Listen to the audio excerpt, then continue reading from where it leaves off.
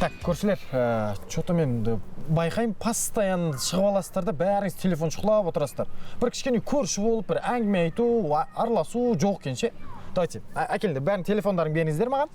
Аха, араласайық, кішкене әңгіме айтайық. Әкел. Араласайық, давай, отыр. Так, мен қазір үйге барып, зарядке қойып келейін. Сіздер осында күтіп отырыңыздар. Давай. Айтамыз.